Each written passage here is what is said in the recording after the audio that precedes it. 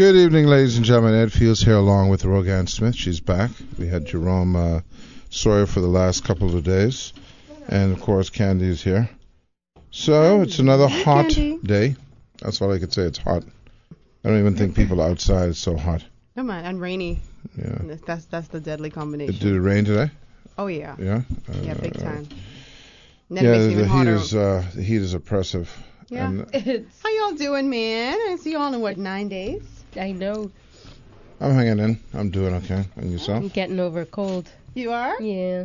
I haven't gotten rid of mine. I don't have my mask, though. You don't get the mask. Yeah, I know. You're not in the contagious stage, no, right? No, not anymore. Not at this point. Oh, now that you talk, I can hear it, like something up in here. Yeah. No, that's just the remnants. Yes, it was I mean. a lot worse.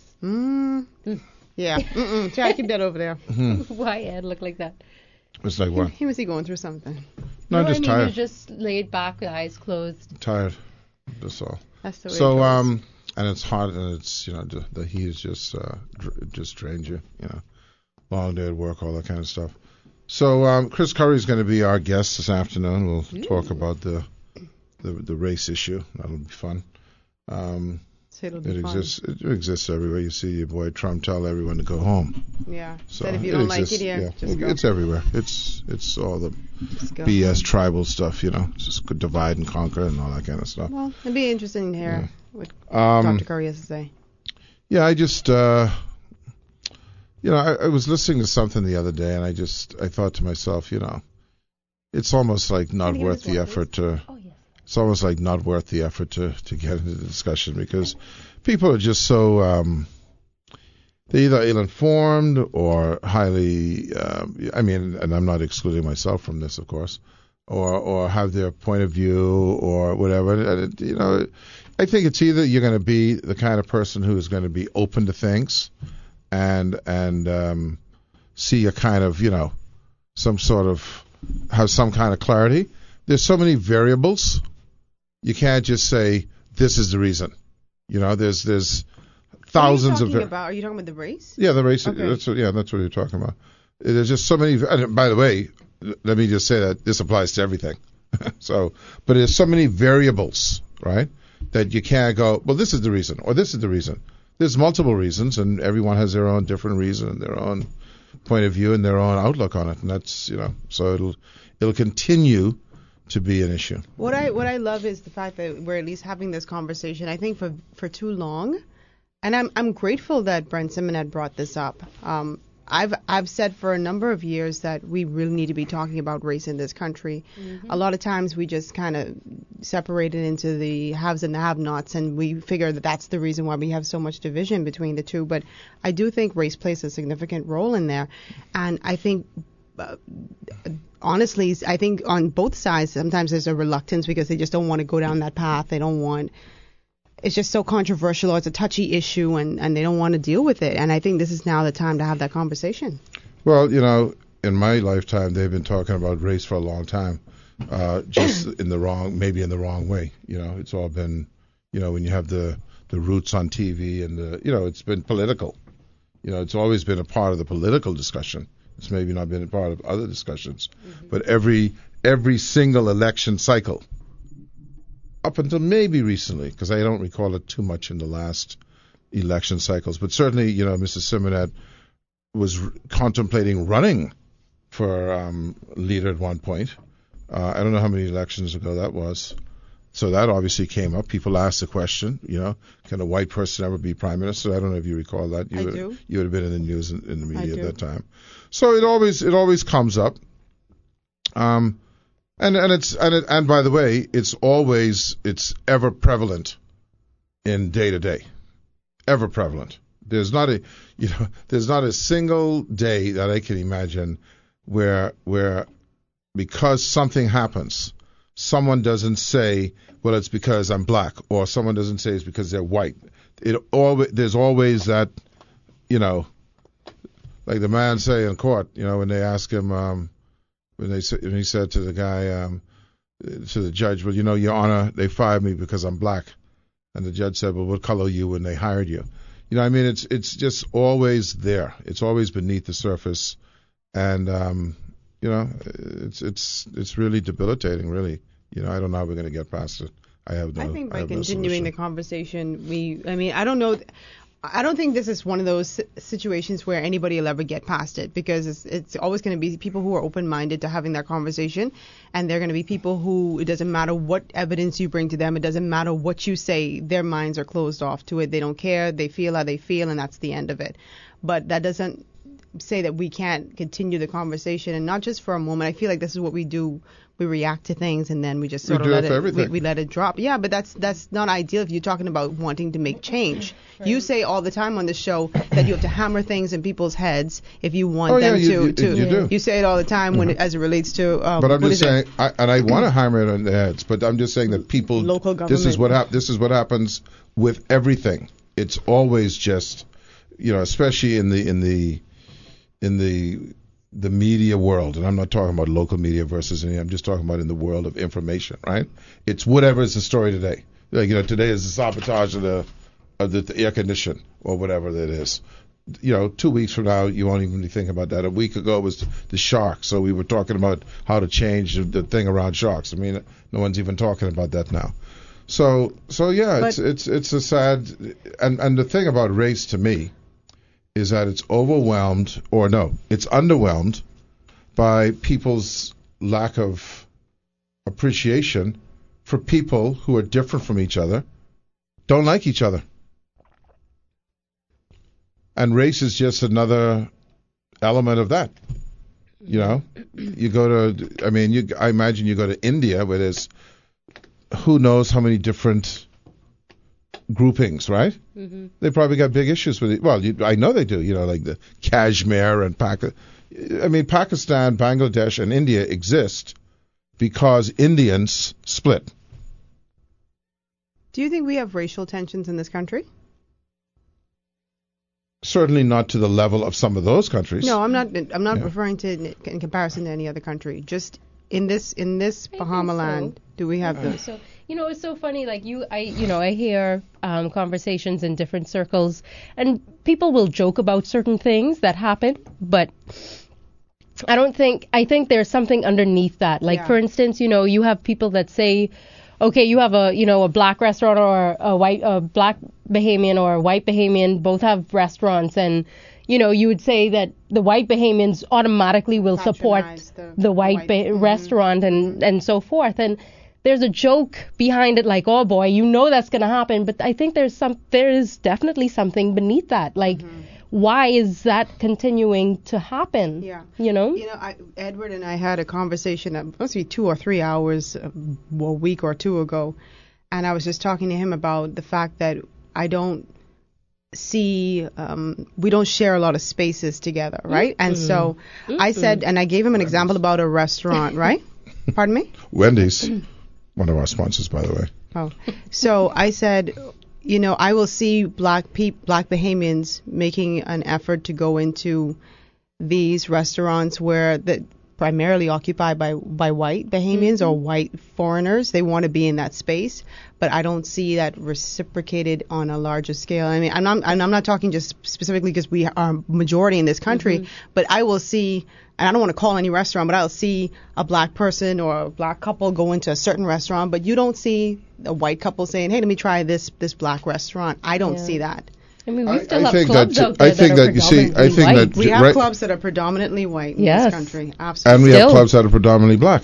Yeah, but they welcome whomever. No, but see, this is where I say, and this is where I want to be very cautious, where I say the argument always starts to break down. Mm-hmm. Immediately, the statement was, and I'm going to focus on one word, make the effort, or 3 words, make the effort.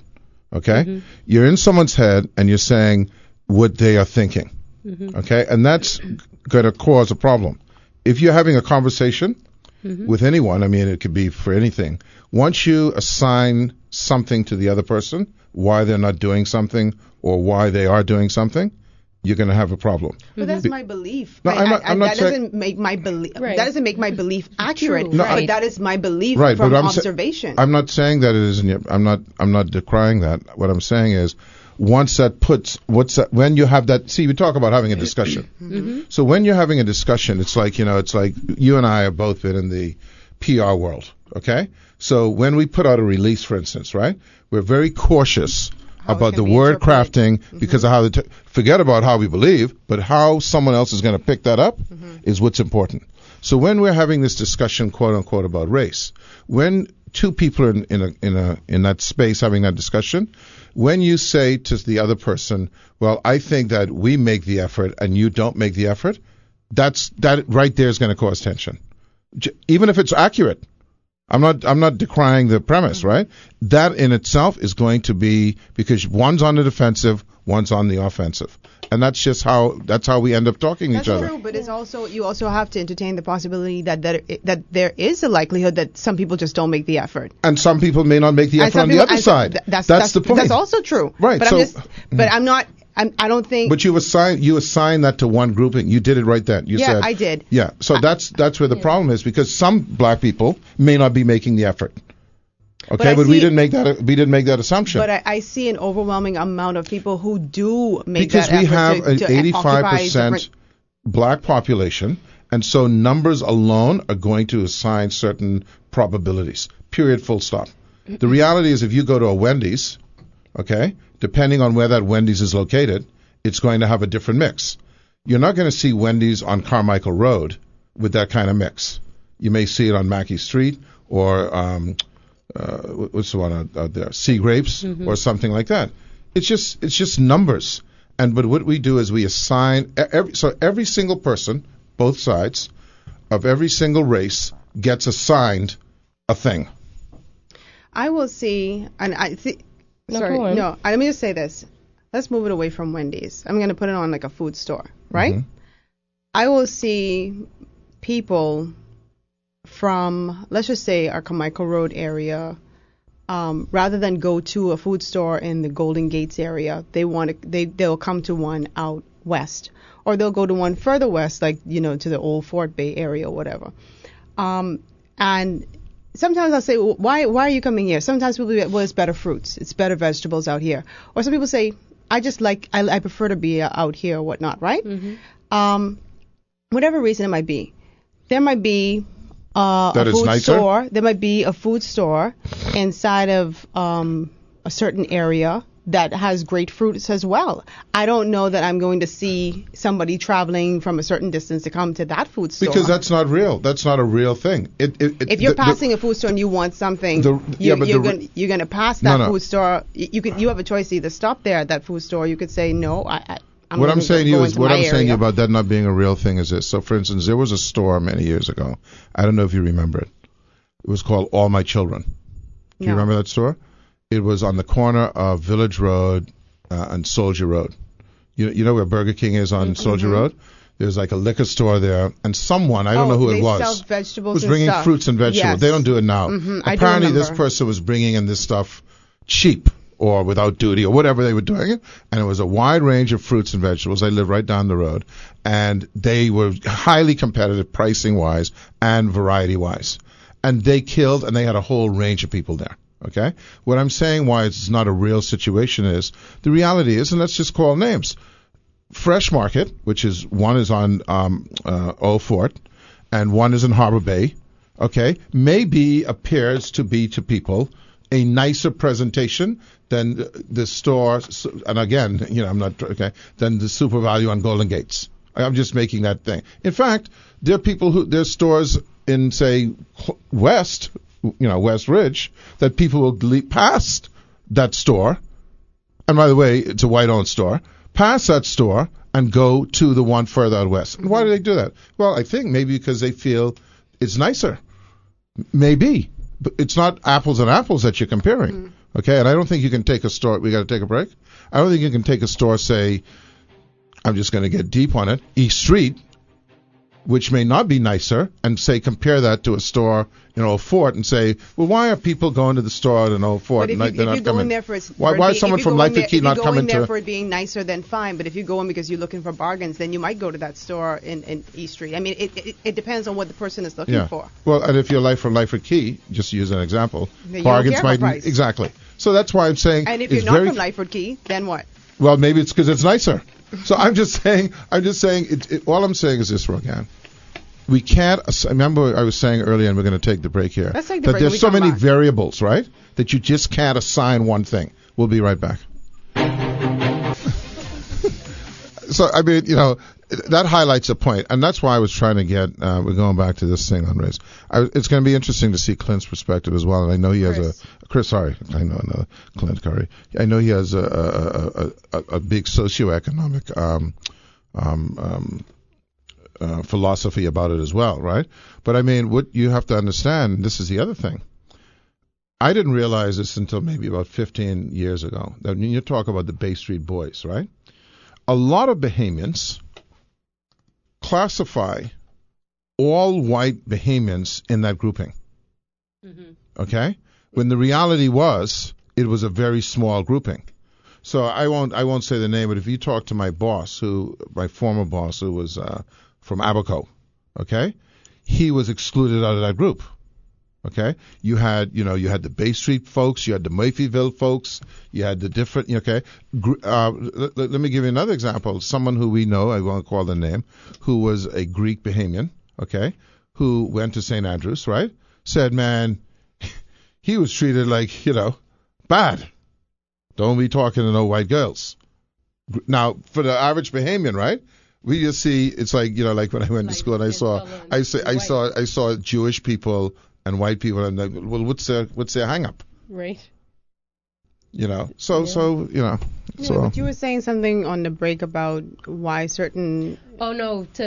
When I mentioned that there are white Bahamian clubs that exist, and Ed I guess said, well, there are black clubs that exist too, but the clubs that are I said this was the predominantly black, predominantly white, right? Yeah. And I was just telling him the point was they most times those clubs were formed because they were not accepted into these other clubs. So it's not as if there's white clubs and black clubs and everybody it's those. I don't think they would have been formed if had they been included. Right. No. That I wasn't referring to the reasoning for it because right now, for instance. That's historically correct, and that wasn't what I was getting at. I was saying that there are clubs even post that. Right. I mean, there are organizations all around the world. My wife belongs to a club called Lynx. Mm-hmm. It's African American, women. Yeah. Okay. And as far as I'm concerned, there's a socioeconomic deal in there as well. Okay. One of the things I've heard over the years from black businessmen and women in this country, and I mean I've heard it so many times it's difficult to ignore, is that no matter how good their business is, no matter what they bring to the table, they've always felt a little less than, or they've been made to feel less than, or they wouldn't get the same level of support from white Bahamians unless they have somebody fronting their business. And I've had so many people say I've had to hire a white Bahamian to be at the front of my office to go and do deals because they wouldn't do business with my company. And I've always felt that and you could always make the argument that it's many reasons. Like one gentleman, for example, said that he had gone after a piece of business and never got a response, and offering all this stuff to these people and never got a response. He decided to hire a white fella to front his business. And all of a sudden, he started getting a lot of white business. Mind you, he's still doing the work behind the scenes. The gentleman isn't doing it. He's doing it. But again, they just didn't want to. Have you ever heard of Nicole? Have you ever heard of Nicole? I see what is important, and this is why I'm going to be the bad guy on this, because I want to highlight something that I just saw a documentary on. Because how we talk about this is going to be how we succeed. That's why we're not succeeding.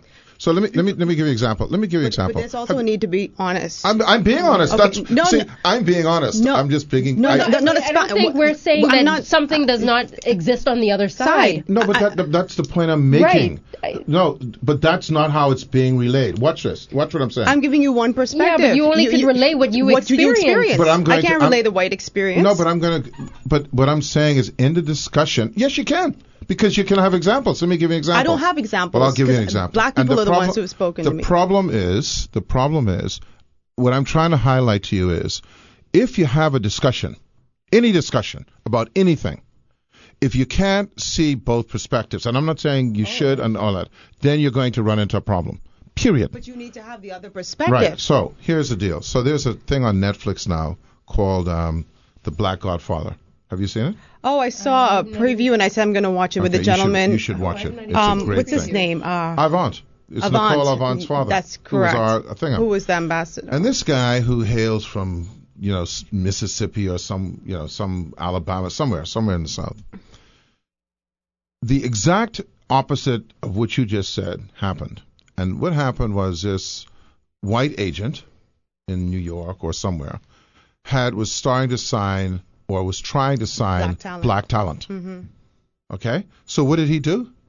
He hired Mr. Avant because of that situation. Okay? But you have to consider the time as well. So there was a I don't want to qualify it. But you have to, because that gives you perspective as to why he had to do it at that time. Because but everything is about times. I'm just saying. But you can't compare the race relations between blacks and whites at that time in the 50s or 60s to 2019 or 2017. Well, you can't compare anything then.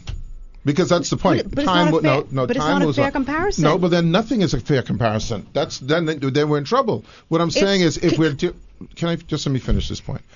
What I'm saying is, we're dealing with not the timing, and we're dealing with the reasons why people do things. Okay, regardless of whether it's today, regardless of whether it's yesterday, because this is my heart of heart arguments. And I guess I'm just going to kind of just stick with this argument and then not expand anymore. We're tribal. That's the bottom line. It doesn't matter if we were tribal in the caveman days, and it doesn't matter if we're tribal in 2019. Okay? We do business, we play, we work, we spend money, we do whatever with our kind. That's what we do. Okay? And when we need to find a way to cross over or to infiltrate, we have to find a maneuver to get into that other tribe. That's just the way it is. Period. Now, that's all I can't even expound on it anymore. The reason why I say the timing matters, because a German man isn't going to try and infiltrate a Jewish community in the 50s or, or the 40s. He's not going to try and do any business with them because of the racial tensions that existed. Okay, right. So that's why that's totally different from some German fellow. But he mightn't try to do it now. Trying to do it now. He might not try to do it now, but it's especially dangerous or delicate at that time during that time. Do you not think that and I'm glad you brought that up because when we had our discussion, I was bringing that up as well when you talked about. Remember I said about the German remember that I sent you that joke? You were saying something about a book or something like that. A book, right? And I said the German, right? And the reason I'm bringing this up is this: throughout time, people have become more and more comfortable with each other. Okay, what a white person, for instance, might have done in 1950 in one community versus 2019 is different, and vice versa. I mean, one of the reasons why black businesses, especially in New York City, Miami, failed is because blacks were segregated against. They couldn't get access to white stores that were seen as bad. I mean, let's face it, Sears would have been a store that you want to go to versus Rogan's. But you were relegated to Rogan's. So when the movement happened to where you could now go to Sears, Rogan's failed. Because everyone wants to go to Sears, but some people were eliminated from going to Sears. Once it was opened up, then Rogan's died. Whole communities died. They talk about in Atlanta for block after block of big business, of black businesses died because once it was desegregated. The question, an interesting question, and I know this is going to even sound even more bizarre. Did desegregation work? In some respects, it did. But you know what I mean, right? You know what I'm saying, right? It killed all those businesses. Anyway. But back to my original point about, and I hear what you're saying, but I'm often taken aback every time I hear a scenario where a black business person just feels like in order to take their business not, we don't say take it to the next level, but in order to bring in a certain type of business, they have to sort of erase themselves and put somebody at the forefront in order to secure that business. And you say, you can't come in it from one side, and to the point I made earlier, I can only give my perspective, I can only give my experiences, and this is why there is a need to have this conversation around the table with all parties concerned and getting everybody's perspective. Let me give you an example of the perspective I'm talking about.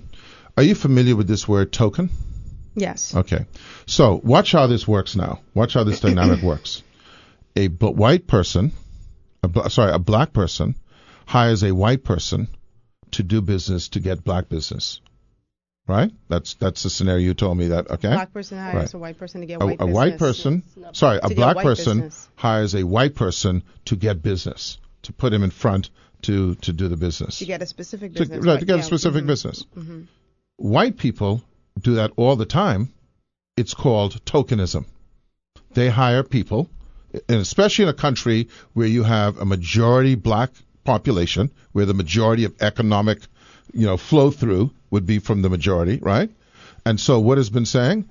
Oh, well, you know what? We better get a black person to represent, to put in front there so we could. It's said all the time. It's so common.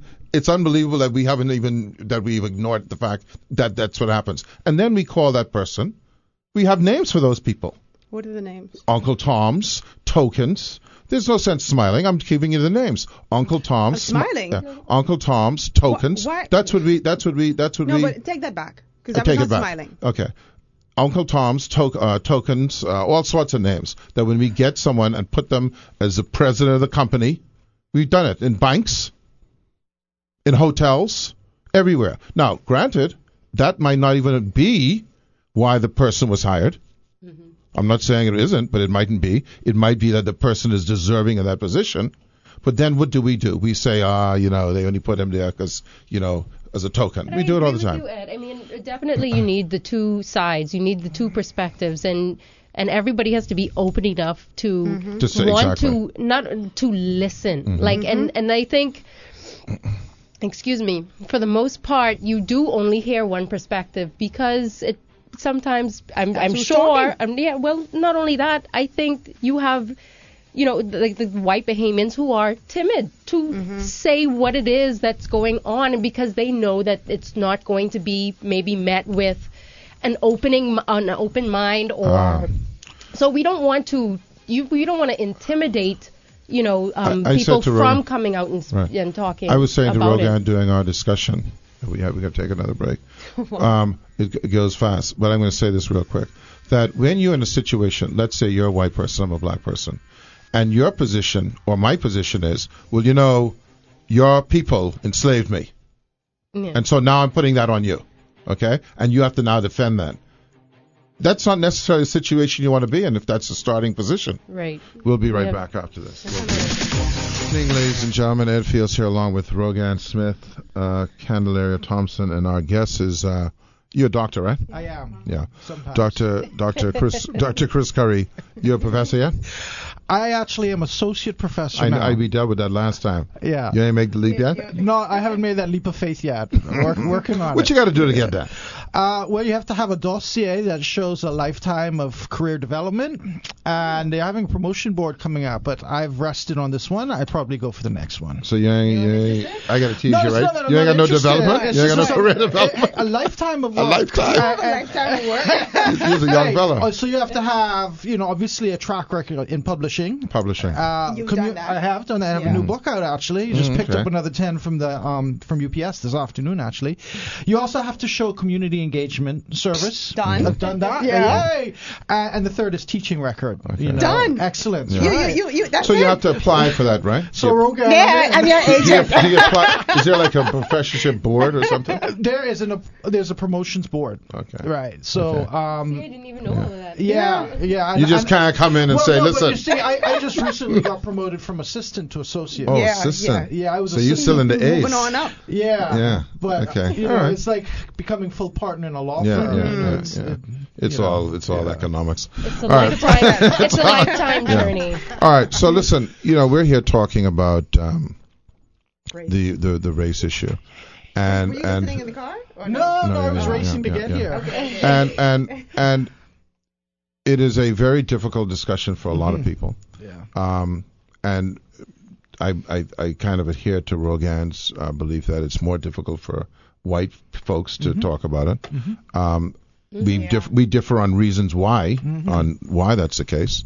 Although I agree with some of her reasoning, but I think there's another a more underlying reason why people don't. And by the way, I think whatever the subject is, people have it's like people who are abused. You don't know, but they have a reason why they don't want to talk about abuse, right? It's very difficult. Trauma. So everyone always has their reasons. But so you grew up in Nassau. I grew up in Nassau. My early life was spent in Sans Souci. Okay. Out east. Without care. That's it, French I actually for without lived care. across the street from Jimmy Knowles. Okay. Long Island. Long Island MP. Yeah. So you got a Sicilian and a sheep runner. That's how you got to say it. Right. So although the street I lived on did have a good cross mix of Bahamian, black and white, etc., but it's certainly a more affluent community. Right. Then when I was about 7 or 8, we moved to Little Blair. Right. And Blair is, again, an interesting community to study. Right. It's what I would call, at least historically, a white enclave. Right. However, if you look at the demographics of Blair in the last decade, you're seeing a lot of Indians, a lot of Filipinos, a lot of people who are working in hospital or healthcare sector, right? Exactly, are moving into Blair. So you may have a case of white flight from Blair. As it's becoming a more multicultural, more diverse community. And Little Blair was always different from Blair. Yeah. People like to make those distinctions. Yeah. I'll tell you, though, after Hurricane David, around 1980, David was 79, we moved into Big Blair. Okay. And my parents... the reason we moved to Little Blair, they were building an apartment complex on Hudson Street, which is the one commercial street in Blair, in Big Blair, if you know it. Yeah. So we moved to Big Blair around 1980-81. Yeah, that's where my boy Peter Randus used to live. Yeah, and so moving to Big Blair and living on Hudson Street, which was interesting, meant that I moved into a different environment even there. Yeah. So I lived in Big Blair all of my young adult life and a good portion of my adult life. And you went to QC? I went to QC, but I did not graduate from Queen's College. I left after grade 9. Okay. I was not a good student at QC. Okay. Where did you go after that? I went to a boarding school in Canada. Oh, they say we got to straighten them out. My sister happened to be going to university. Yeah. My parents thought it would be a good idea to send me to get straightened out. So I went to... They said you were to get you straightened out. I feel I did. What happened was... It's a part of your life career development. I didn't do well in the first few years. Yeah. I had trouble adjusting. The school I went to was very strict. It was a Christian boarding school. It was co-ed, thank God. And... I got in a lot of trouble there as well, and they put me in study hall on Tuesday and Thursday nights to straighten me out. I didn't figure out school, Rogan, until grade 12. That's not. I know. And that's because I realized if I wanted to go to university, I had to have a certain grade. Yeah. So I did, and my last year I did tremendously well. Like got enough. You applied yourself. Yes, and then I got into Brock University, and then that's right. The rest is kind of history. I suppose. I can't even imagine him being a poor student. Dedicated your life to educate. Well, it also shows how the development of people. There's always potential, right? And I'll say this: I didn't realize this till maybe in the last 5 years that I benefited from what I'd call white privilege. I mean, if you look at my background, I grew up in a fairly affluent home. My dad, he grew up in the 50s. Right. And as a white Bahamian, a Conky Joe, even though his family was poor, they lived on Dalzell Street. He shared a room with 2 other brothers. They shared clothes and shoes. But he went all the way through Aquinas, graduated from Aquinas. Right out of high school, he immediately got a job at the Royal Bank downtown. That would have been in the 50s, 60s? That would have been around 57. Yeah, because before that, you couldn't work in banks. Yeah. If you were black. And he tells the story how he actually served Milo Butler. Milo Butler would come into the Royal Bank, and he hated all of the tellers because they were all white. But for some reason, he always went to my dad. And so my dad always said, I knew Milo Butler and all that. But he would always come into the bank. It would be high drama, because he despised the bank and what it represented, the whole segregation and all of that. And the white privilege that my dad, as a 17, 18-year-old, held in that he was able to get a job that no black could get straight out of high school. Exactly. You know, it's kind of weird.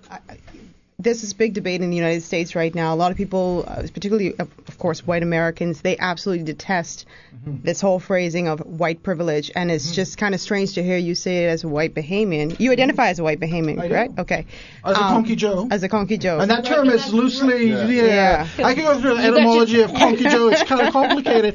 Because my Long Island friends will say a Conky Joe is someone who's near white, not quite white. But originally the Loyalists... a white Bahamian, right? Yeah, but the Loyalists said they were the poor, older inhabitants that earned a living by conking or fishing and that sort of thing. So I identify as a white Bahamian or as a Conky Joe. You buy multiracial. you buy something cultural or something. But there's a reluctance by a lot of them to even say that this white privilege even exists, and so it's kind of... But is it any different? I'm not hooked on terms, and let me tell you why I mean that. So... there are a lot of people. I have a relative, for instance, who has been in politics for many, many years. Okay, and his thing was that he was born with a silver spoon. You see what I'm saying? It's a label, right? Yeah. And no one is comfortable with labels that set them apart from other people or give them superiority over, or at least seem to give them superiority. Yeah. So I mean, I'm not denying any of that stuff, but you see what I'm saying? And, Let me say a couple of things. I acknowledge that I'm a white man, but oddly enough, I don't like being called a white man because I'd like to be called by my name. Yeah. Or Bahamian. And even worse, I've heard people, no matter the fact that I'm 47 now, people are still calling me white boy. Yeah. And I'm not a boy, but I understand. I understand the history behind that because, and if you know the story about Sir Sidney, when he went to Florida to work in an agricultural field area, his employer, for want of a better term, referred to him as boy. And Sydney's a grown man, and so there's a pejorative associated with black people, African Americans, etc., being called boy by a white man. And so my feeling is we shouldn't reinforce or reify racial terms in the other way. I want to say one other thing about the U.S. This thing here I just got over the weekend. What's that? This is... That's your white badge? It's not my white badge of courage. It's Botham Jean Foundation. Be Strong. Do you know who Botham Jean is? No. Sounds almost South Africa. Who was killed by the white cop in his own house in Dallas. I met his mom. Oh, with the... in the U.S. In Dallas. Not the one with the apartment. The police. Well, yeah, it was. It was an apartment. And the police woman killed him. Yeah, she thought the narrative is she ran into the wrong apartment. It was her apartment, flat or whatever. Yeah. She got into his apartment and she shot him, even though the mat outside, clearly marked that it wasn't hers. Right. And I met his mom and father over the weekend. I was in Bermuda attending a lectureship from a church. And to hear them talk about their son and how the media demonized him in the United States, in so many ways. He became a victim a second and a third time. And she's talking about how there's no justice for a black man in America. That you're not, used to think you were safe if you looked a certain way and you didn't wear a hoodie. Then you thought you're safe if you lived in a certain neighborhood or area. That, of course, Henry Louis Gates proved that wrong when he was racially profiled as he was trying to get into his own house in Cambridge, Massachusetts. But now, as a black man, you can't even be safe in your own house. So this is why the Black Lives Matter movement really does matter. And this is why the Me Too movement matters. And this is why... all these movements matter. Yeah, because it's a horrible story to hear. This guy graduated from a Christian university with a BA in accounting. He worked for KPMG in Dallas. He was a worship leader in history. I mean, this guy, you couldn't have picked a squeakier, cleaner young man, just outstanding in so many ways. He used to, in the Caribbean Fellowship that I'm a part of, he used to be a worship leader as well. He was known for being a great man. His dream was to become Prime Minister of St. Lucia. It's you see it also on these videos where people say set up a barbecue in a park. I don't know if you've seen these kind of videos. Course. And then they're someone's harassed. like, yeah, they're harassed. What are you doing here? But now let's get back to the Bahamas. Yeah. So we have a history of the same kind of scenario in the U.S. where you had a minority population controlling a majority population. We didn't have a revolution in a violent sense, but we certainly had we had enough now, it's more of us than you, we're going to vote. Right. But the economics didn't change. No. I argue that 67, when we had majority rule, represented a symbolic change. It represented a political change for sure. Right. You have the UBP ousted and what they represented. You have a moment where there's the potential and possibility for the flourishing of democracy. We see changes taking place, particularly in the early 70s, that reflect that kind of flowering of democracy. But we still didn't address the class cleavages. And I would argue that since 73, post-independence, we're living in an era where race and class are inextricably connected together. You can't talk about something called race in isolation, nor can you talk about class in isolation. You have to talk about them together now. Do you? I'm sorry, go ahead, Rogan. No, and the reason I say that is because I don't know if you've ever heard people refer to the white skin as nature's passport, right? But That's white privilege, same thing. It's white privilege, right?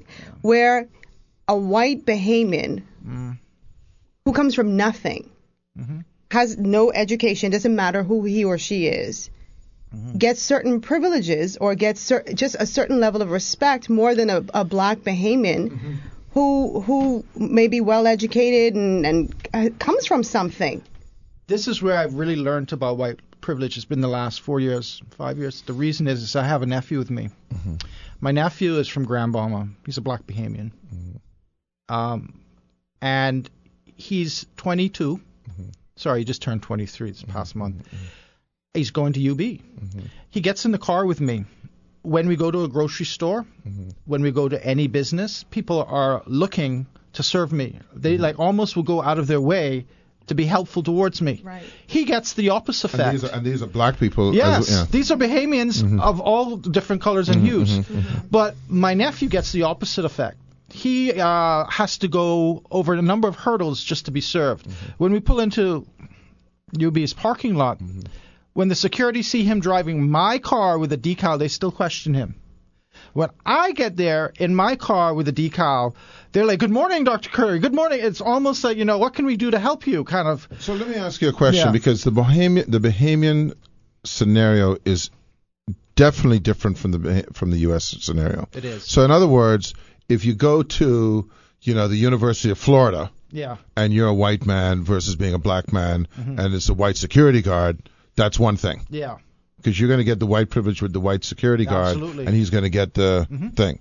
How does that dynamic transform itself to where in this country the black security guard treats you better than he treats the black young man? Yeah, I think it's and I've read this book by Walter Mignolo called The Idea of Latin America, and he's not the first, I'm sure, that came up with it. He talks about the two sides of colonialism. He talks about coloniality and colonialism, and he says that basically, and the idea is coloniality is like where you're taking over people's ideas and thoughts and their belief systems and values. So in the case of the African diasporic people, they have been dehumanized, they have been degraded, they have been told that they are inferior, barbaric, uncivilized.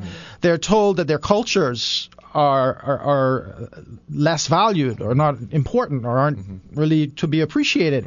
And then the educational system reinforces all of this. So we came out of a very long period of colonialism. Remember, we just gained our independence in 46 years ago. Exactly. But the mentality, we're still operating in a neo-colonial environment. Like my uncle Bob used to say, when you were in a school play, that we're going to take a break. That especially in his day, if you were white, you could be the angel. If you were black, you could be the devil. And then all the things in between, depending on the hue, Exactly. That's where you could be different things, you know. So the way in which the persons that we're talking about are responding to me is in part due to a legacy of colonialism which we haven't addressed. Right. Yeah. All right, we're going to take a break. Point. We're going to take a break, and we'll be right back with Chris Curry, Candelaria Thompson, and Roganne Smith. In fact, we're back here with Chris Curry. We're here with Chris Curry, and I'm going to want you to relay that, but I want you to relay it in the context I'm about to ask you, because this is a big thing. This is a huge thing, in fact. First of all, and again, I'm going to always attribute this to who should be attributed to. You know, Roganne always talks about the fact we don't have this discussion. And very rarely do you have, and I think it's numbers as well as all the underlying scenarios, white people who talk about it. And even to the extent that, Chris, when you were coming here, I was thinking, like, how should I ask you, how would you think of yourself? You know, because I didn't want to be offensive, right? Now, I want you to say to the Bahamian people who are listening out there, how is it living as a white person in the Bahamas? Because granted, you got the white privilege thing going on, but do you feel I'm going to use a heavy word here, the scorn of racism on a daily basis or on frequently? Let me just say, I think about race almost every day, but I don't think of it in terms of being scorned. I feel comfortable in my own skin. I identify as white or Conky Joe Bahamian. But it's no doubt that I experience white privilege, so that gets me thinking all the time about me being white. I also have experienced, I don't call it reverse racism, and that's a whole other story why I don't support the notion that there is something called reverse racism. But I do get oftentimes stereotyped because of my whiteness. And we told a story off air, which I'll share in that context. So last summer I was wearing, I was very unkempt. I hadn't shaved for a few days. I was driving my older car, which has a few dents in it. I also probably didn't have the best looking clothes on. I was, just wearing my yard clothes, as my wife would say. And so I had just dropped dropped my daughter to her summer school camp, whatever, and I was going back home. I'm at the intersection of Robinson and Soldier Road, and this woman in another car was looking at me. I looked at her. She was braiding her hair. She had really nice, lovely, natural hair. And she looked at me and she called me a cracker. Just out of the blue. Out of the blue. I didn't know this woman from Eve. I'd never spoken to her, never. I don't have any relationship with her. And that's all she said to me. I did not retort. I did not respond. My God. How did you feel at that moment? I felt a little powerless because I knew I couldn't respond in a way because of my whiteness. I went home and I vented on Facebook, and I talked about why I'm not a cracker because I'm educated. You gave the philosophical. I feel I'm a little more cosmopolitan than people who refer to cracker. A cracker is the deep South, redneck, white, uneducated, rural American who generally would have voted for 45. So I definitely don't fit that profile. But she didn't know that. She didn't know my history. She didn't know how much I've written and spoken about race relations. She doesn't know about the body of work that I've compiled to this point as an educator, blah, blah, blah. That she didn't make it to grade 12 in school. She didn't know none of that. I don't know. By the way, if she caught you in grade 11, she might have called you a cracker. But I'll tell you another story. Growing up, I wasn't always aware of my race growing up because I didn't pay attention to the nuance the way I do now. But I do remember distinctly going to the Shirley Street Theater on a Saturday for a matinee. And I was with my friends from QC at the time. And we were watching Steven Spielberg's movie Gremlins. You could place the year and all that. Yeah, it's like 1982. I don't know if that was before or after E.T. Anyway, so that genre. Yeah, exactly. And there was a point in the movie where the characters are turned into pigs. A guy sitting right behind me yells out, you know how we talk to the film? Yeah. He yelled out, "All white people just like pigs." I'm sitting right in front of him. I didn't realize I was white until he said that. I mean, of course I'm white. Yeah, but I was with my friends. And then I realized at that moment that I might have been the only white person in the matinee that day. And I also realized at that very moment there was absolutely nothing I could say to that man. I couldn't turn around and debate him on why white people are like pigs. But I felt powerless then. And that's a memory that's sort of etched in my soul, my mind to this day. Yeah. But I want to say that feeling that way doesn't give me a right to respond in kind, and nor does it give me the right to speak out about, all of the things that black people have done that are bad to white, because there's no way you can do that. That's just being totally disingenuous. Yeah. The experiences of black Bahamians and people in the African diaspora, when you understand the magnitude of the Biafra. Right. But I wanted to ask you, because this is probably one of the few conversations that people have about this. Mm-hmm. When you talk about this concept of reverse racism, so my view is there's just racism. It's just racism. You can justify. See, the thing is about racism, or the word I prefer to use is prejudice, right? Mm-hmm. Is it's irrational. Yeah. Okay, that's the mere definition of prejudice. It's irrational. Right. You have no, like that woman, what she said to you. Yeah. That was an example of irrational behavior. Yeah. Can I inject something real quickly here? To that point, do you think perhaps, and I'm not giving her a right for anything that she said. I'm disgusted by that. But do you think perhaps she thought that you were judging her when you looked at her for braiding her hair, and maybe thought something of her? Yes, possibly. And she might have thought, being a white man as I was or am, that I was thinking that like bad, or there's something wrong with that. Yeah, I think that may have been the impulse. But to your point that you just made. Yeah. And I know that Rogan wasn't defending what you're saying. No, to the point that you made, you still don't. She didn't have that right to make that retort. Right. Just like you didn't feel the right to, So I just, so I might go back to this thing about why we don't solve this, or why it's very difficult to solve. Mm-hmm. Because in our base nature, we're tribal. In our very base nature. Mm-hmm. And there's a whole range of tribes, right? There's a socioeconomic tribes. Mm-hmm. I mean, let's face it. Let's look at medieval England, when everyone was white. Okay? Everyone was white. Yeah. Okay? And you had the kings and the lords and the this, and you had the serfs. Yeah. And they're at each other's necks. Okay? Yeah. And that was purely based on class. Yes. Not race. Okay? So I just feel that when you look at the experiments that we have had, so you take homogeneous societies. Yeah. Which, pretty much no one really checks out. They don't really examine it, right? Mm-hmm. And then you take the grand experiment, the United States of America, and then the one that was a kind of an accidental experiment, and that is Britain, where all the colonies just basically came to Britain, right? Yeah. They have these issues because the tribes don't get along. Right.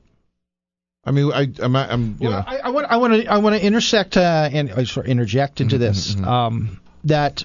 One of the things I hear from some of my white acquaintances is this justification that goes something like this, that, everyone at some point in world history were enslaved. The Celts were enslaved by the Britons, the Jews were enslaved by the Egyptians, exactly. The Slavs, Eastern Europeans, where the word slavery apparently comes from, and its Latin origin, whatever, also were enslaved at different points. And, of course, peasants in general, right, which is what you're talking about in the medieval period. Here's the point, though. I would make a really important demarcation between classical slavery, which is what you guys are kind of talking about, and the transatlantic slave trade. Because in classical slavery, you had people from the Jews to Slavs to other Europeans. The Romans. Right, who enslaved. But, their enslavement in the classical model was temporary. It allowed people who were enslaved to own property, to even, move up social ladder, to actually acquire wealth as well. Plus, their servitude was determined by things like a war crime. In other words, it could be a form of punishment for a crime, and if you were captured in warfare, you could then be enslaved. Also, if you were orphaned, all right, and you have a wealthy uncle, he might take you into his household, and you would be a part of that household, though not as free as the others, right? So that's the kind of classical form of enslavement that we call it classical slavery. But the transatlantic slavery introduced an unprecedented concept attached to enslavement, and that is race. The notion of race was socially constructed by Europeans as they entered Africa as a way as justifying an economic system they were going to use in the Atlantic world, in the Americas. Okay? Free labor. Yeah. And so they had to find ways of marginalizing or othering these people. And so they created a racial construct, a notion that, well, because they're not Christians, they're heathen. They're heathen, therefore they're barbaric. They're barbaric, they're uncivilized.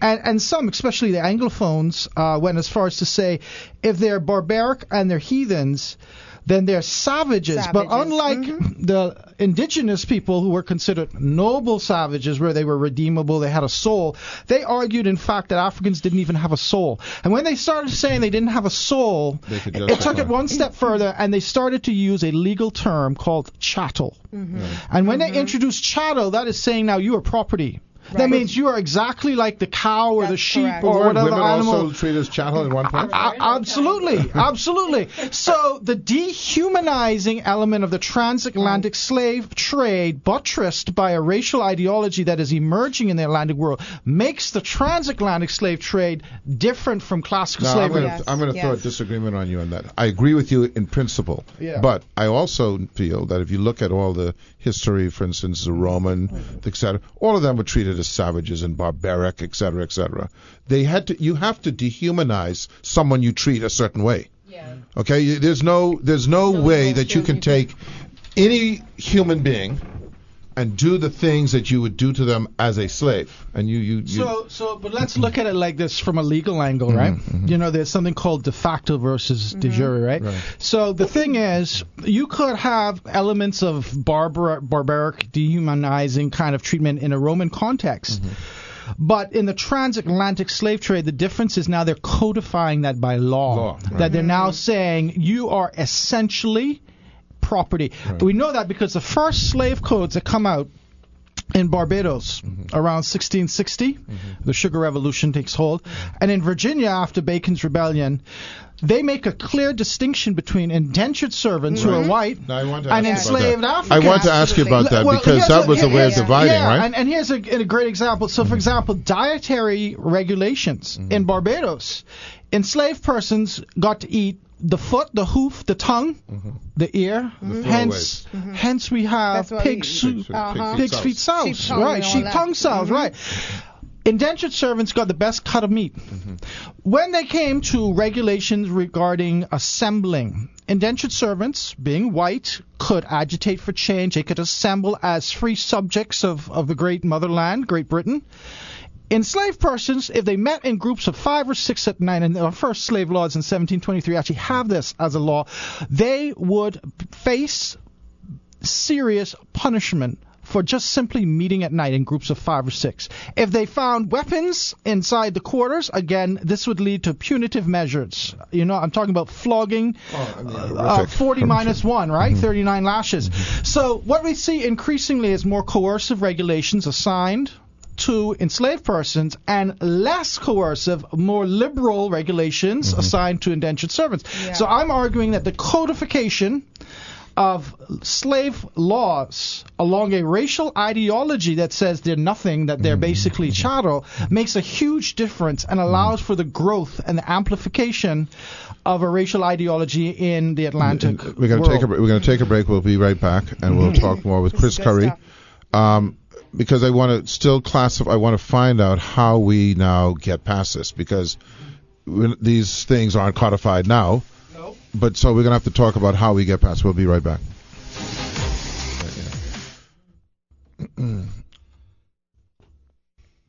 Ed Fields here along with Rogan Smith and Chris Curry, who is an associate professor from the University of the Bahamas. So we are where we are now. We have this inextricable blend of class and race, of social stature. I mean, right down to job, what kind of job you have, right? Yeah. How do we untangle it? Well, when Nelson Mandela came out of prison after 27 years of being basically incarcerated, he established in 1994 the elections. The ANC won. In 1995, they established a Truth and Reconciliation Commission. And what it did was it allowed victims of racial apartheid in South Africa to face the perpetrators of these crimes and to talk about it, but also at some point, to consider whether there should be punishments for these crimes against humanity. And so I would argue in the Bahamas, we need to look at a national commission, a real one, set up to allow people to talk about race issues. Agreed. But let me ask you a question. So in the case of South Africa, which that was 1948 to 19. No, the reconciliation. Oh, that was 1995 to I think it ended around 2001, 2002. So what you have now, and I know you're not recommending this because obviously the dynamic is different. You had direct arbiters of issues dealing with the direct victims of issues. Yes. Okay? The guy who was the prison guard, who was beating down the ANC member. Yeah. The ANC member who was getting beat down was confronting that guard. Well, right? He wasn't confronting. It wasn't like the great grandson of the guard versus the great grandson of the. Careful now. Okay. Well, you might. I don't know if you. No, Ed. But you know what I'm saying. So we have a scenario. I'm just saying. So we have a scenario where our history. We wait so long for everything. Yeah. Nelson Mandela made a very very courageous move in doing that. Yes. He could have even been overthrown. And he was so revered, he wasn't overthrown. And maybe only him could have pulled it off. Right. But he dealt with people who had issues with each other directly. Okay. All right? Yes. We now are generations removed in many instances. Oh, see now. No, I'm just saying most of those have died out. Well, but hold on. See now, I'm a former chair of the National Reparations Commission here in the Bahamas, which has not been reestablished, but nevertheless I won't go into that. Only to say this, that I think it's a bit of a fallacy to say that, slavery and colonialism are like, they're so far back removed in the past that how can, this current generation talk about the injustices of the past? Let me correct that. I'm not talking about. That's why I said I'm sure that your commission would be structured differently from that. It's going to be different because that is now we're dealing with the issue. They're dealing with the circumstance. All right. And we actually, I can broadcast this at UB. We actually have a course in comparative race relations, which will look at, like, for example, the Jim Crow system in the U.S. versus the apartheid system in South Africa compared to the Bahamas, which was different from both of those. So we accept that. But we also understand that racism didn't end when slavery was abolished in 1834. We also accept that racism and colonialism didn't end when the Quiet Revolution unfolded, right? What we're saying is these issues are like still close to our hearts like yesterday. So, and we're also saying we didn't have state-mandated racial violence, which is what you had in South Africa, right? With apartheid. I mean, they literally, and you mentioned the prison officer per se, but you also have to include, for example, the policeman on the street who asked the African for his passport, right? And makes, and then the system that makes Africans live in Bantustans as opposed to in the city of Johannesburg. So what I'm saying is, let's talk about race and class and all the other issues that affect Bahamians and who we are today. How do you? So this is my concern as we get further and further away, and I'm going to hold on to this argument about distance. So let me give you an example: the Irish and the Catholics in Ireland, or the Protestants, or the Palestines and the Israels, right? So I'm convinced in my mind that they're kids throwing stones at each other who don't even know why they're throwing stones. That's what we've done for the last 40 years. We throw stones. They know we hate each other. Do they know how much of the history that I don't know? I mean, I'm not making a decision. So how do you then make sure that the people who are talking to each other are understanding what they're talking to each other about? I mean, I'm just querying it. I'm not putting a position. I think obviously education has to play a huge role. And one of the things is you're finding on different sides in the Bahamas people fail to connect with another person because they're not aware of the experiences, the education, the past, to the extent that they really should. I'm gonna share this with you guys. A few years ago, I myself, I didn't like thinking about comparing the Jewish Holocaust to to slavery in the transatlantic. In fact, I always used to say in my class, they're like apples and oranges. You can't, But one of my former students, and I'll mention Mon here because I'm sure he wouldn't mind, Ian Mora, he's a Nyabingi Rasta. He's also a member of the reparations group. Okay. He started to talk to me about what he called the African Holocaust. And it really dawned on me that there is merit, there is value in talking about them similarly. Not saying that there's similar experiences, but in terms of the dehumanizing effect, the mass magnitude of it, in terms of millions of people being destroyed. Right. And then, of course, the clear evidence of what we would consider to be a human rights violation. Mm-hmm. Right. You know what's interesting? Slavery wasn't even defined as a crime against humanity until 2001 at the Durban, South Africa Conference on Race. Mm-hmm. So we're only talking like 2 decades since slavery has been considered a human rights violation. Right. So, but talking to Ian opened my eyes to a dimension of the experience that I maybe had sold short. Well, that's what's interesting because earlier in this conversation, you were talking about how you can't. It's all an issue of magnitudes. Yeah. Right. Yeah. But me sitting in a room and being tortured. Yeah. As opposed to millions being tortured. Yeah. I'm the one being tortured. Right. So as far as I'm concerned, this is just But my point in sharing that and talking to my own inadequacies is to say if we as Bahamians started to accept the received knowledge that other people have and their personalized experiences. Right. In other words, start to listen a little better and have the space to have that conversation without me trying to defend my posture, my position. Right. Correct. That would help. Yeah. So, which is a very difficult thing in the human dynamic to do. Yes. And I'm thinking of, and I don't want to pick an area, but let's just say, I'm going to say Yellow Elder. Let's say I'm a kid brought up in Yellow Elder. Yeah. I went to Yellow Elder Primary. Mm-hmm. I went to A.F. Adley. Essentially, my life is in that area. Mm-hmm. And you take a kid who is from, say, Port New Providence, okay? And you put them in the room together to have this discussion. Do they even understand the experience of what's going on? Yeah. I mean, obviously you and I have that experience where we're working in that environment where we're seeing different exposures, etc. But if you're not even exposed to it, it seems like it's definitely, because the other thing is kids don't even get it, right? So it's definitely adult, right? Yeah. Because like you said, you didn't even know or felt you were white. So maybe they can find in that common environment. Ground. Yeah. Well, the kids always seem to be okay. Yeah, because racism is learned. You see kids when they're little, 2, 3 years old. But again, you want me telling my story? Which one? Can I ask you a question? Oh, please do. Please do. So anyway, my first roommate in college was a guy named Paul Wojtalewicz, Polish descent. Paul who? Wojtalewicz, Wojtalewicz, something like that. Anyway, he was from a town called Appleton, Minnesota. Population 800. Okay? So, we're hanging out. He's a cool dude. He's kind of, we're cool. He's white? White. It's Minnesota. So, and it's Appleton, Minnesota. It's Appleton, Minnesota. The mere fact that you asked that, it's funny. Wasn't white?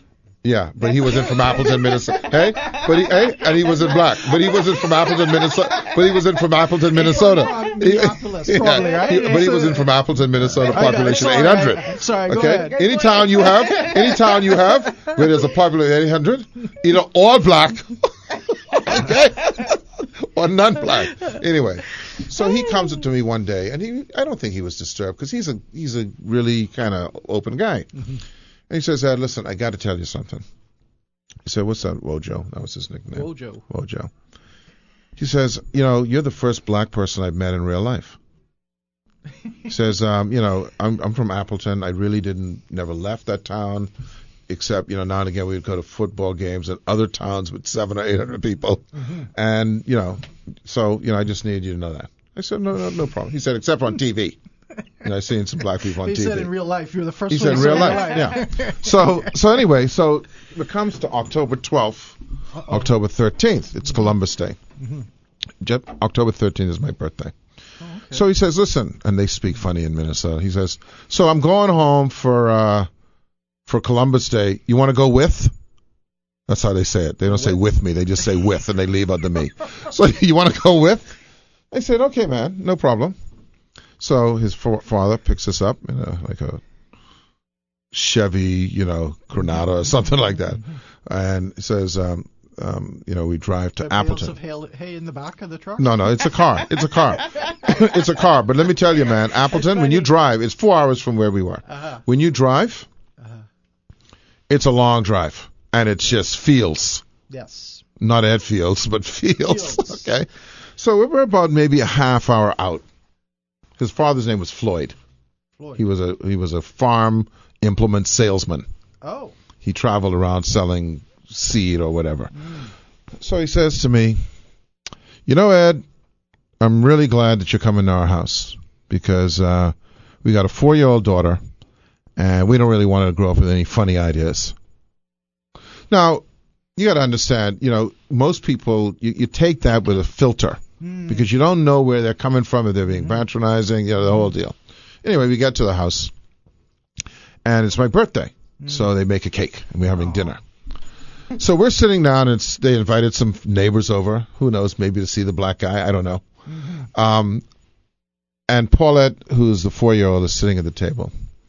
And just before we're about to blow out the candles, she says, and there's 6 adults, Paul, myself, at the table.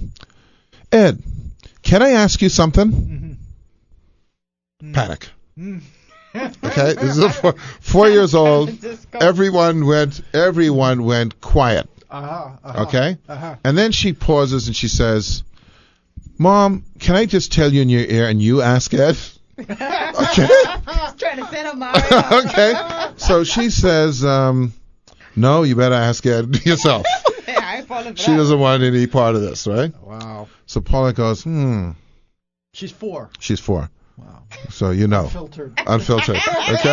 Okay. And I'm there panicking, like, oh Lord, what I gotta go? My hair is a certain way. Why are you chocolate? I don't know what she's coming up with. Okay. And you know what she says? Have you ever looked through a microscope?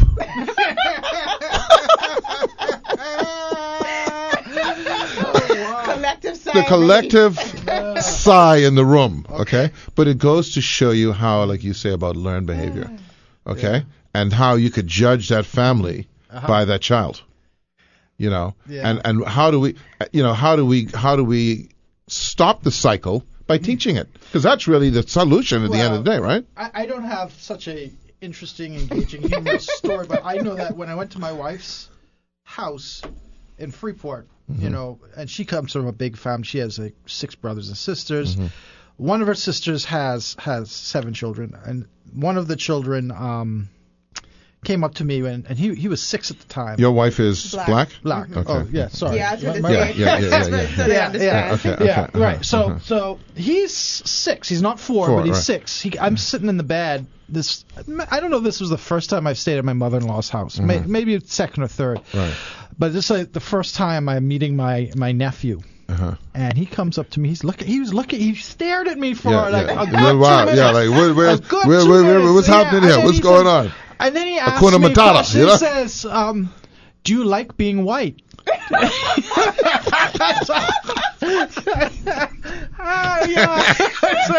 So what was your response? I was like, well, that's what I got. This is what I got. I don't have an option button. It's not like I can go B, C, or D. This is what it is, But it's just what you say reminded me just how kids they don't have the filter. They don't have the filter. It raises something they're taught, and you learn behaviors and learn attitudes and all of that. So the solution in reality then is this: if racism is learned, and if that 6-year-old kid, and I'm going to be very generic here, was never a slave or never been discriminated against at that age, I'm not saying he hasn't, but let's say he was then taught to feel these feelings, right? How do we get parents to despite their pain. Mm-hmm. Okay? Because I can tell you, in my house, race was not a subject. Okay? And now my mother and father worked in hotels. My father was a policeman, so I'm sure I know they experienced it. Yeah. I happened to go to schools at the time that were fully integrated. Xivers and QC. Okay? And so that was never an element. But QC wasn't always integrated. No, but when I went there, yes, it was. That's what I'm saying. And when I went there as well. Right. So Which would have been after you. Correct. Correct. Yes, St. Ted. Yeah. So I should get him and palt him. Anyway, so do you know that word, palt? It's a test of whether you know palt. As a, okay, as you're not a Bahamian. Take something. In the British world, they'd say pelt. Oh. You know, you can throw a rock. Pork. No, you can say pork. We say palt. When I was at QC, we played porking. Yeah, but you don't play palting. Yeah, we played porking. When you play with or sousing with a ball. Porking. Okay. Well, I say porking. Yeah, see porking. See, this is. Yeah, but you have to you have to tell. Ed, and you have no, but you have to tell. She has to tell you the reason why I say ing, because I grew up in a thing where my aunt was a teacher, and I was saying chicking. Because I couldn't say in. They didn't allow me to say in to end a word with ing at the end of the ing, not like in. I always say, you looking for trouble. I say looking. Looking, yeah. So anyway, we're going to time with it, but the big question then is how do we stop teaching racism? Yeah, it's got to be a major element of the solution, isn't it? Yeah. I want to go back to Mandela because he said something very powerful which connects exactly with what you just said. In his autobiography, A Long Walk to Freedom, he said that racism or race is something that is taught, that a person learns to hate another person because of their religion, their race, or their background. But even as race or hatred is taught, love, can turn that around, because love is a more natural inclination of the human heart. And the point here is, we learn racism. We have to, first of all, unlearn it, but we also have to be taught how to love. So that's a very appropriate end to the show, because that's really where, it's got to happen. And I'm glad you evoked Mr. Mandela, because he certainly, with all that he went through, could have come out and been the meanest, baddest mofo on the planet. Yeah. But instead, he taught love. Absolutely. Can I say something? I also have to really applaud you, Chris, for I love the fact that you are so open and going on the news and talking about this very issue. It's very brave, to be honest with you, and even coming in our studio today and having this conversation, such a candid, wonderful conversation. So I just have to thank you for that. And that's the thing. Very brave. It is bravery, and most people on the planet aren't brave, and it takes bravery to get anything done. So I want to thank you. I appreciate it, and I try to be as true as I can to the experience that I've lived, and I feel dialogue and talking about this really helps. Yes, I do too. All right, well, listen, on Thursday, I keep on forgetting. Oh, we have Michael Pintard coming on, because we're going to talk about the shark stuff and all that kind of stuff and what we need to do in terms of that, because that seems to be the thing. All right. Well, listen, Chris, thanks for coming by. I think we were gonna try to do some arrangement with you. I don't forget. I know. So we got to reinvigorate that. Yes, absolutely. You're available. I'm available a lot right now. I'm on summer vacation. Okay. All right. We'll have you come back. Okay. Yeah. Thanks a lot, man. Thank you. Take care. Appreciate it.